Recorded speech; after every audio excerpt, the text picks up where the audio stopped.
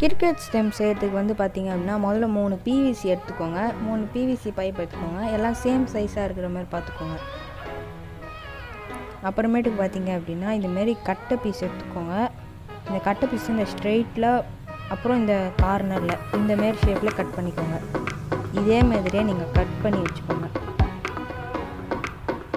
சரி, நம்ம இப்போ கட் பண்ணியாச்சு. இப்போ இதேமாரி நான் இப்போ வச்சுருந்தேன் இல்லையா, இதேமாதிரி ஆணி வச்சு அடிச்சுக்கோங்க.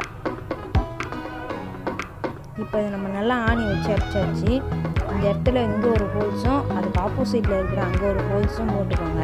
2 இடத்துலையும் ஹோல்ஸ் வந்து கரெக்டாக ஸ்ட்ரைட்டாக இருக்கணும். மார்க் பண்ணி போட்டுக்கோங்க. ஓகே, இப்போ வந்து பார்த்தீங்க அப்படின்னா இந்த மாதிரி சின்ன வந்து ஒரு கம்பி எடுத்துக்கோங்க. அந்த கம்பியை ஃபிக்ஸ் பண்ணிவிட்டு எவ்வளோ லென்த் வருதோ அந்த இடத்துல மார்க் பண்ணி 2 ஸ்ட்ரைட்டான ஹோல்ஸ் போட்டுக்கோங்க. இப்போது அந்த ஹோல்ஸில் இந்த 3 பிவிசியும் ஃபிக்ஸ் பண்ணிவிட்டு நடுவில் வந்து மேபி டச் ஆகிறதுக்கு சான்ஸ் இருக்குது. அதனால் நான் வந்து அங்கே 2 பிவிசி மாட்டிடுறேன். இப்போது வந்து பார்த்திங்க அப்படின்னா இந்தமாரி ஒரு சின்ன கட்டை பீஸில் சென்டரில் ஹோல் போட்டு ரப்பர் பேண்டை ஃபிக்ஸ் பண்ணி அந்த இடத்துல ஆணி வச்சு அடிச்சிடுங்க. இப்போ வந்து நம்ம ரப்பர் பேண்டை ஃபிக்ஸ் பண்ணி ஆணி வச்சு அடிச்சாச்சு. பின்னாடியும் வந்து அதுமாரி ப்ளேஸ் பண்ணிவிடுங்க. கட்டையை வந்து ஆணி வச்சு ப்ளேஸ் பண்ணிவிடுங்க. இப்போ வந்து நல்லாவே இருக்குது. சென்டரில் இருக்கிறது வந்து பார்த்திங்க அப்படின்னா கொஞ்சம் முன்னாடி இருக்குது. ஏன்னா அதோடய சைஸ் வந்து சின்னது, அதனால் அப்படி இருக்குது. நீங்கள் எடுக்கும்போது சேம் சைஸ் எடுத்துக்கோங்க. பட் வந்து இது ஒர்க் ஆகிறதுலாம் கரெக்டாக தான் இருக்குது. சென்டரில் இருக்கிறது மட்டும் கொஞ்சம் முன்னாடி வந்துடுது. இப்போ வந்து பார்த்திங்க அப்படின்னா கம்ப்ளீட்டாக நம்ம முடிச்சிட்டோம். இப்போ வந்து நம்ம மேலே இருக்கிற பார்ட் மட்டும் செஞ்சால் போதும்.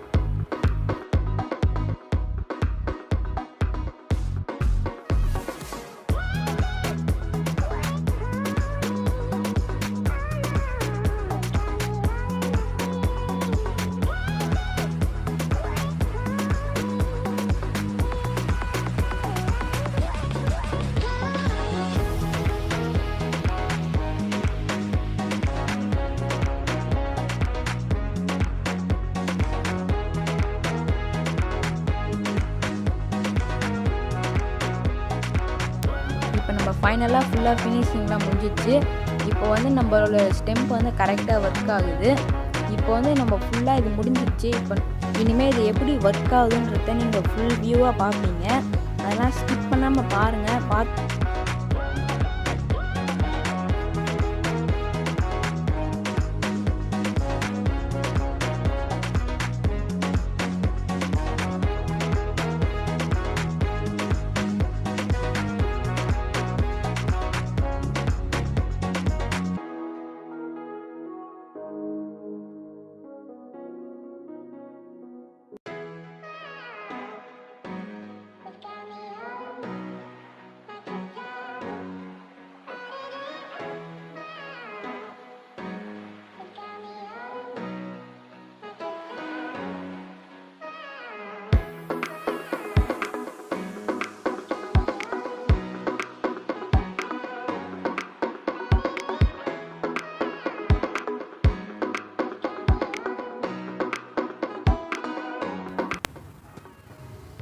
ஹாய் ஃப்ரெண்ட்ஸ், நம்ம இன்றைக்கி பார்க்க போகிறது என்ன பழுப்பாக இருக்குது என்னன்னு பார்க்குறீங்களா?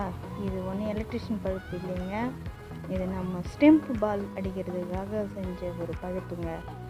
எல்லோரும் நம்ம குச்சியை தானே தேடி போய் செய்வோம். நம்ம கொஞ்சம் வித்தியாசமாக இருக்கட்டுமேன்னு சொல்லிட்டு கட்டெல்லாம் வச்சு பழுப்பு மூலயமா ஸ்டெம்ப்பு செஞ்சுருக்கோம். பாருங்கள், பிடிச்சிருக்கான்னு எவ்வளோ அழகாக அடிக்குது பாருங்களேன். நம்ம கொம்புனா போய் தூக்கி சொருகணும். இப்போ வந்து பார்த்தீங்க அப்படின்னா நீங்கள் யூஸ் பண்ணும்போது இந்த கிரிக்கெட் ஸ்டெம்ப் வந்து நீங்கள் பால் கொஞ்சம் ஃபோர்ஸாக வச்சிங்கன்னா இது மாதிரி விழுந்துடும். அதனால் வந்து நீங்கள் என்ன பண்ணுறீங்க அப்படின்னா ஒரு 2 செங்கல் எடுத்துக்கோங்க. அந்த 2 செங்கலை ஃப்ரண்ட் அண்ட் பேக் 2 இடத்துலையுமே அந்த செங்கலை வந்து நீங்கள் வச்சிங்க அப்படின்னா நீங்கள் எவ்வளோ ஃபோர்ஸாக அடிச்சிங்கனாலும் அது கரெக்டாக இருக்கும். ஸோ இதேமாரியே நீங்கள் வச்சுட்டு அதுக்கப்புறம் யூஸ் பண்ணுறது வெரி பெஸ்ட். நம்ம வீட்டு மெத்த மேலே கூட நம்ம ஸ்டெம்ப் வச்சுக்கலாங்க. ஏன்னா அதுக்கு தனியாக நம்ம ஓட்டை போடணும் அப்படின்ற அவசியமே கிடையாதுங்க. குச்சி சொருகணும், ஓட்டை பண்ணணும். அழகாக இந்த மாதிரி வச்சு நம்ம அழகாக விளையாடலாம். இது உங்களுக்கு பிடிச்சிருக்கோம். கண்டிப்பாக நீங்களும் ட்ரை பண்ணி பாருங்கள். நம்ம வீட்டு மெத்த மேலே நம்மளே ஒரு கிரிக்கெட் பிளேயராக ஆயிடலாங்க.